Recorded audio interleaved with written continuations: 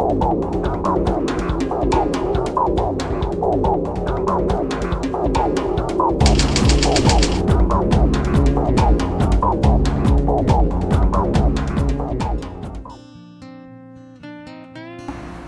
moi, je me présente Éric Desnoyers. Je suis technologue en architecture, je suis menuisier ébéniste et aussi technicien cordiste pour la compagnie Ascendance Technique. Ouais, moi, je m'appelle Hugues Bibeau. Je suis un technicien cordiste aussi. Je suis le fondateur d'Ascendance Technique. Le nom est arrivé en 2006. Ensuite, on est allé chercher de l'expertise ailleurs. J'étais allé en France, aller voir des constructions là-bas, voir des constructeurs. Je suis revenu, puis là, j'ai commencé à vendre aux clients.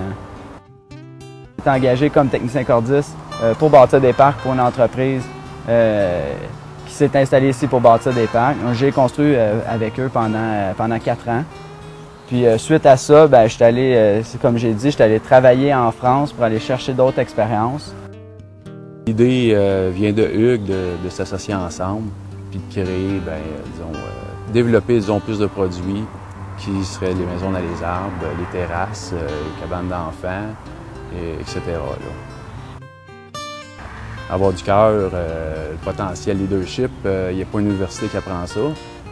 C'est quelque chose que moi j'ai appris sur un chantier, à se lever à 6 h le matin puis à finir à 9 h le soir, par exemple. Ça s'apprend beaucoup mieux ça que sur n'importe quel banc d'université. Ouais. Mais ça, c'est mon opinion.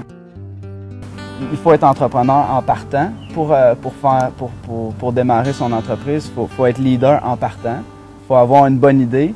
Puis un coup que ça c'est fait, bien, le reste va suivre. Je veux dire, il faut apprendre des choses en vente, il faut apprendre des choses en comptabilité, il faut apprendre des choses en gestion du personnel. Nous, on a des employés.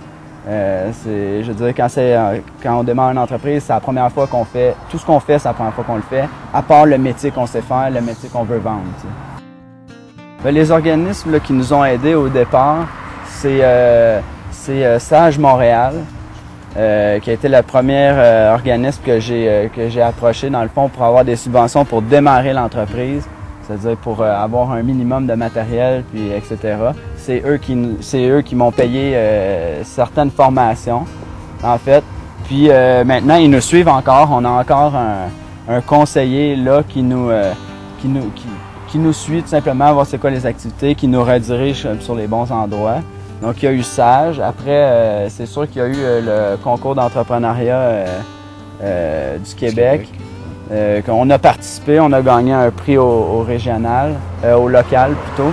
Puis, donc, eux autres aussi nous ont apporté différents petits éléments qui nous font avancer. Puis, finalement, il y a le CLD ici de la région, là, de Sainte-Adèle, où eux aussi, on est allé chercher des petites subventions pour être capable d'aller chercher des différents permis qu'on avait besoin finalement pour opérer. Les bons coups, c'est c'est de s'associer.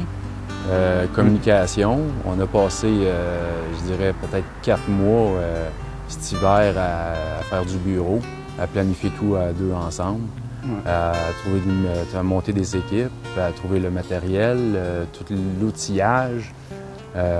Ensuite de ça, à planifier 2 bureaux, 2 ordinateurs. C'est des très bons coups qu'on a réussi à faire en très peu de temps, je trouve aussi. En ayant aussi chacun, un loyer à payer aussi, c'est certain que c'est pas non plus facile, là. Mais c'est des bons coups qu'on a réussi à faire. C'est ça. Ouais. Les mauvais coups, on n'en parle pas. On n'en parle pas. Une entreprise, au départ, c'est la personne elle-même.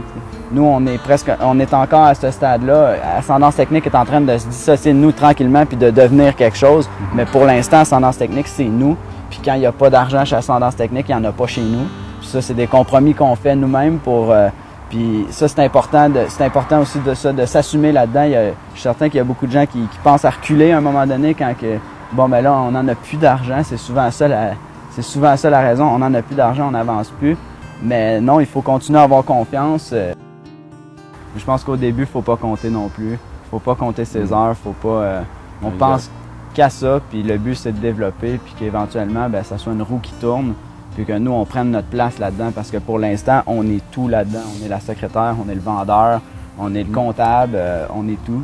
Et que éventuellement, c'est le fun que ça, tout ça, ça se disperse, puis que la roue tourne, puis que nous, on prend notre place là-dedans. Vraiment, où est notre force? Une entreprise qui est jeune, ça n'a pas de valeur non plus, puis ça fait pas nécessairement des... C'est pas pour ça qu'on est en affaires, c'est pas pour faire de l'argent, c'est pour faire ce qu'on aime.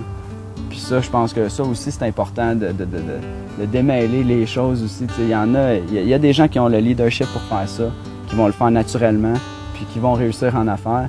Il faut pas essayer de se pousser là-dedans. C'est pas une machine à pièces, l'entrepreneuriat. Il faut avoir du cœur, puis il faut croire en ce qu'on aime, en ce qu'on fait. Regarder les autres qui ont une entreprise qui est déjà bâtie depuis 50 ans, puis avoir la réflexion que ces gens-là travaillent pas beaucoup puis qui font beaucoup d'argent, ben oui, peut-être après 40 ans de travail acharné, OK.